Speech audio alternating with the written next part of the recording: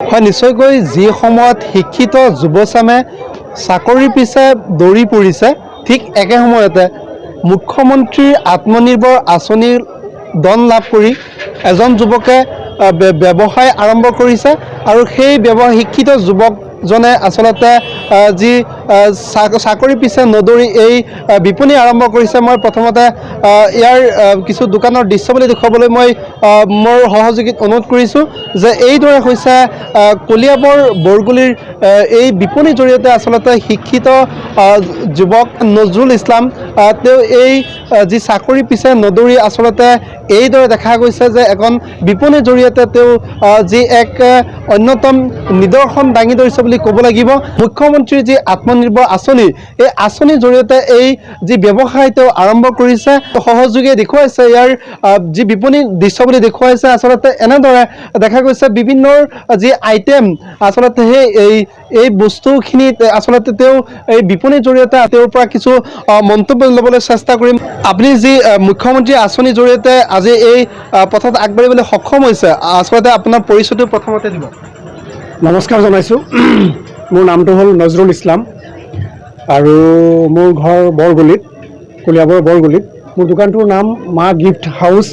আঁচনিৰ জৰিয়তে কিদৰে আচলতে ব্যৱসায় আৰম্ভ কৰিছিলে, কি ক'ব?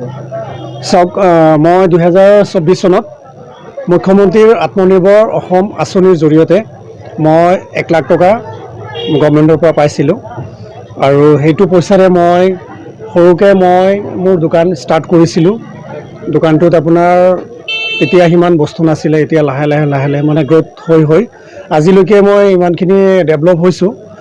আৰু মামাক মই এইচকতে মই শতকোটি প্ৰণাম আৰু নমস্কাৰ জনাইছোঁ যে মামাৰ যিটো আঁচনি, এইটো আঁচনিৰ জৰিয়তে মই আজি ইমানখিনিলৈকে আগবাঢ়িব পাৰিছোঁ। আৰু মোৰ এটা আশা আছিলে ভৱিষ্যতে যদি আমাৰ ইফালে মামা আহে, মোৰ দোকানটো এদিন চাই যাবলৈ মোৰ এটা সপোন আছিলে মোৰ ভিতৰত। যদি মামা আহে, এই মানে দুখীয়া অভাগিনীৰ দোকানটো যদি মামাই চাই যায়, মই সেইটো মামাক এটা আহ্বান জনাইছোঁ। মই আচলতে কিদৰে পৰিকল্পনা কৰিছিলে আপুনি এই আঁচনিৰ জৰিয়তে আজি এই বিপণী আৰম্ভ কৰিছে, কি ক'ব? মোৰ পৰিকল্পনা বহুত আগৰ পৰা আছিলে, কিন্তু মই ধনৰ অভাৱত মই তেতিয়া মানে সেইটো ফুলফিল আপ কৰিব পৰা নাছিলোঁ। মোৰ সপোন 2015 চনৰ পৰা মই ভাবি আছিলোঁ মই এটা দোকান দিম, কিন্তু পইচাৰ অভাৱত মই দোকানটো দিব পৰা নাছিলোঁ। আৰু যেতিয়া 2024 চনত মই চিলেকশ্যন পাইছিলোঁ CM AAA, তেতিয়া মই ভাবিছিলোঁ মোৰ সপোনটো এতিয়াহে ফুলফিল হ'ব। তেতিয়া মই সেই 1 লাখ টকাৰে মই দোকানটো ষ্টাৰ্ট কৰিছিলোঁ। হয়, দোকানটোত 1 লাখ টকাটো বহুত নগণ্য, কিন্তু মই সেই 1 লাখ টকাটো মোৰ বহুত প্ৰেৰণা আছিলে, মোৰ মনৰ এটা উৎসাহ আছিলে সেই 1 লাখ টকাটো। গতিকে সেই 1 লাখ টকা আজি মই সেইটো ভাবিছোঁ মোৰ জীৱনৰ এটা মাইলৰ খুঁটি বুলি মই নিজে ভাবিছোঁ। গতিকে মই আজি বহুত মানে সুখী আৰু মামাক মই বহুত মানে ধন্যবাদ আৰু প্ৰণিপাত জনাইছোঁ। আপোনাৰ আচলতে দোকানত কি মানে আইটেমৰ কৰিছে? মোৰ দোকানত আপুনি আইটেম বুলি ক'লে ইয়াত কচমেটিকৰ গোটেইখিনি পাই যাব, যিখিনি আমাৰ নিত্য প্ৰয়োজনীয় সামগ্ৰী আছে। চাবোন, তেল, ক্ৰীম, পাউডাৰ, তাৰপিছত আপোনাৰ শৰাই পাব, গিফ্টৰ সামগ্ৰী সকলোখিনি পাব, খেলনা আইটেম পাব, সৰু ল'ৰা ছোৱালীৰ কাৰণে হওক বা ডাঙৰৰ কাৰণে হওক, কিতাপ পত্ৰ গোটেইখিনি পাব। মানে গোটেইখিনি ৰাখিব পৰা নাই, কম বেছি মিলাই ৰাখিছোঁ। ফাইল কভাৰ, কিতাপ পত্ৰ, কলম, কাগজ, তাৰপিছত আপোনাৰ গামোচা পাব। অসমীয়াৰ অতিকে আদৰৰ মানে আমাৰ যিটো গামোচা, সেইটো গামোচা মোৰ দোকানত এভেইলেবল পাব। আৰু বহুত যিমান পাৰোঁ সস্তাত দিবলৈ মই ট্ৰাই কৰি আছোঁ। তাৰপিছত মাইকী মানুহৰ যিখিনি লেডিজ আপোনাৰ বেগ আছে, ছাতি আছে, তাৰপিছত আপোনাৰ বিভিন্ন ক্ৰীম চিম কিবাকিবি সেইবিলাকো পাই যাব। আৰু বিশেষকৈ মোৰ ইয়াত গাড়ী সজোৱা হয়, বিয়াৰ গাড়ী, দৰা কইনাৰ যিখিনি সামগ্ৰী, টুপি, তাৰপিছত মানে সেইখিনি মানে গোটেইখিনি মোৰ তাত আছে। বাৰ্থডে আপোনাৰ বাৰ্থডেটো ইয়াত বাৰ্থডে চেলিব্ৰেশ্যন মানে ডেইলি চলি থাকে মোৰ দোকানত।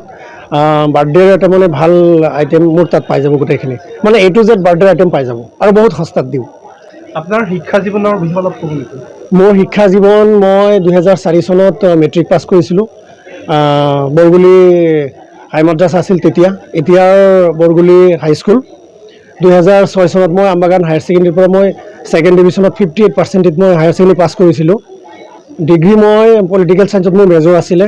2010 চনত মই ডিগ্ৰী কমপ্লিট কৰিছোঁ আৰু মই DLED কৰিছোঁ NISৰ জৰিয়তে। কিন্তু মই চাকৰিমুখী নহয়, মই ব্যৱসায়ৰ প্ৰতি মোৰ ৰাপ এটা সৰুৰ পৰা আছিলে। গতিকে সকলোৱে যদি চাকৰিৰ পিছত আমি লাগি থাকোঁ তেতিয়া আমাৰ ভৱিষ্যত প্ৰজন্মটো অন্ধকাৰৰ ফালে যাব। গতিকে মই নিজেই ভাবি লৈছোঁ মই এটা সৰুকৈ হ'লেও দোকান এটা দিম। সেই সপোনটো মোৰ আজি বাস্তৱ হ'বলৈ গৈ আছে। মুখ্যমন্ত্ৰীয়ে যিখিনি আঁচনি আচলতে দিছে এই আঁচনিক লৈ আপুনি কিমান সুখী, কি ক'ব? মুখ্যমন্ত্ৰী আমাৰ শ্ৰীযুত ডক্টৰ হিমন্ত বিশ্ব শৰ্মা সম্পূৰ্ণৰূপে আমি সমৰ্থন কৰি আহিছোঁ। আৰু ইয়াত আপোনাৰ এনেকুৱা নিকাকে চিলেকশ্যন পদ্ধতি, চাকৰিৰ ক্ষেত্ৰতেই হওক, আঁচনিৰ ক্ষেত্ৰতেই হওক, সৰু ডাঙৰ তেনেকুৱা কোনো কথা নাই। মই যে পাইছোঁ, মই ভবাই নাছিলোঁ মই এইটো আঁচনিত মই চিলেকশ্যন হ'ম বুলি। গতিকে সেইটো মই চিলেকশ্যন হৈ মই নিজকে নিজে ধন্যবাদ ভাবিছোঁ। আৰু ইয়াত কোনো ধৰণৰ ৰাজনৈতিক হেৰি নাই। যোনে পাবলগীয়াখিনি বিনা কষ্টত পাই যায়। আপোনাৰ এইটো আচলতে আগন্তুক দিনত কি পৰিকল্পনা আছে আপোনাৰ? মোৰ আগন্তুক দিনত পৰিকল্পনা আছে, কিন্তু মোৰ নেক্সট 1 লাখ টকাটো জানুৱাৰী ফেব্ৰুৱাৰীত পাম বুলি শুনি আহিছোঁ। আমাৰ যিটো নেক্সট 1 লাখ টকাটো, গতিকে সেই 1 লাখ টকাটো পালে মই আৰু দোকানৰ মালৰ কাৰণে মই আৰু অকণমান ইনক্লুড কৰিম। মই শিলিগুৰি বা গুৱাহাটীৰ পৰা মাল আনিবলৈ মই চেষ্টা কৰি আছোঁ। তেতিয়া আৰু মাৰ্জিনটো অকণমান পাম, ৰাইজকো অকণমান সস্তাত দিব পাৰিম বেলেগ দোকানতকৈ। তো নেক্সট 1 লাখ টকাটো পালে মই সেইখিনি কৰিম। আৰু লগতে মামাই আৰু এটা কথা আমাক কৈছিলে যে যদি তোমালোকে CM-triple ভালকৈ ব্যৱহাৰ কৰা তেতিয়াহ'লে তোমালোকক আমি ডাইৰেক্ট PMEGBৰ লগত সংযোগ কৰাই দিম। গতিকে মোৰ সপোন এটা আছে, যদি PMEGBটো মই পাওঁ তো সেইটো পালে মই এটা ৱাটাৰ ইণ্ডাষ্ট্ৰি দিবলৈ মোৰ সপোন এটা আছে। নিশ্চয়কৈ এয়া আছিলে নজৰুল ইছলাম। আচলতে তেওঁ চৰকাৰী চাকৰিৰ পিছত দৌৰি নুফুৰি আচলতে এইদৰে যি ক্ষুদ্ৰ এক ব্যৱসায়ৰ জৰিয়তে মুখ্যমন্ত্ৰীৰ যি আত্মনিৰ্ভৰ আঁচনি আছিলে, এই আঁচনিৰ জৰিয়তে আচলতে এখন বিপণীৰ জৰিয়তে এনেদৰে তেওঁ দেখুৱাইছে এক স্বাৱলম্বীৰ অন্যতম নিদৰ্শন। আমি সেই দৃশ্য দেখুৱাইছোঁ কলিয়াবৰ বৰগুলি বজাৰৰ পৰা।